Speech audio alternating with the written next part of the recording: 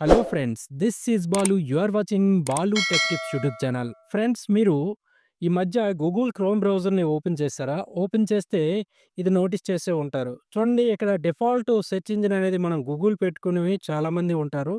అదైతే చేంజ్ అయ్యి మనకి ఈ విధంగా హోమ్ స్క్రీన్ అయితే ఈ విధంగా కనిపిస్తుంది.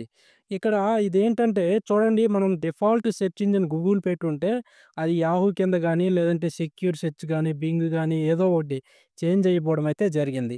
అయితే గూగుల్ సెర్చ్ ఇంజిన్‌ను డిఫాల్ట్ సెర్చ్ ఇంజిన్‌గా ఏ విధంగా సెట్ చేసుకోవాలనేది ఈరోజు మీకు చెప్పబోతున్నాను. దానికోసం ఫ్రెండ్స్, మీరు గూగుల్ క్రోమ్ బ్రౌజర్‌ని ఓపెన్ చేయండి. ఓపెన్ చేసిన తర్వాత ఇక్కడ రైట్ సైడ్ టాప్ కార్నర్‌లో 3 డాట్స్ అనేవి ఉంటాయి. ఈ డాట్స్ మీద క్లిక్ చేయండి.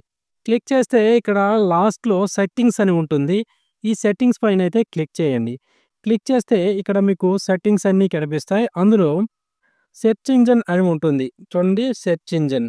ఈ సెర్చ్ ఇంజిన్ పైనైతే క్లిక్ చేయండి. క్లిక్ చేస్తే ఇక్కడ మీకు డిఫాల్ట్ సెర్చ్ ఇంజిన్ అయితే ఇక్కడ మీకు కనిపించడం జరుగుతుంది. దీని ఎదురుగా మనకు చేంజ్ అని ఉంటుంది. ఈ చేంజ్ మీదైతే క్లిక్ చేయండి. క్లిక్ చేస్తే ఇక్కడ మీకు సెర్చ్ ఇంజిన్స్ అన్నీ ఇక్కడ చూపించడం జరుగుతుంది. చూడండి, ఇక్కడ యాహూ ఇండియా అనేది ఉంది.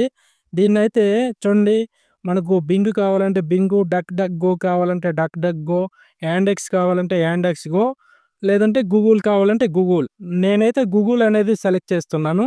గూగుల్ సెలెక్ట్ చేసి సెట్ యాస్ డిఫాల్ట్ మీద క్లిక్ చేస్తే మన గూగుల్ సెర్చ్ ఇంజిన్ అయితే చేంజ్ అయిపోవడం జరుగుతుంది.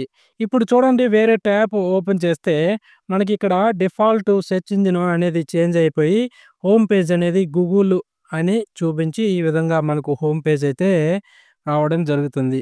చూసారా? ఈ విధంగా మనం గూగుల్ సెర్చ్ ఇంజిన్‌ను మనం క్రోమ్ బ్రౌజర్‌లో ఈజీగా మార్చుకోవచ్చు.